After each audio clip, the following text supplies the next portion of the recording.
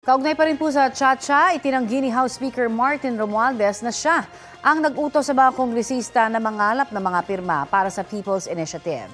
Yan ay matapos sabihin ni Senador Ronald Bato de la Rosa na may mga kongresistang lumapit sa kanya at sinabing sumusunod lang sila sa utos. Hindi pinangalanan ni de la Rosa ang mga kongresista.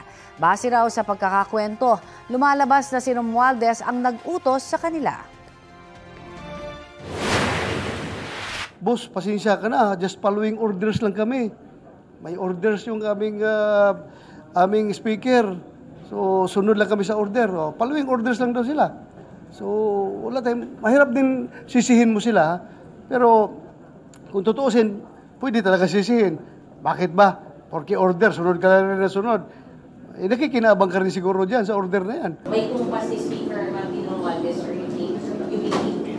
Yun ang sabi sa akin ng congressman eh.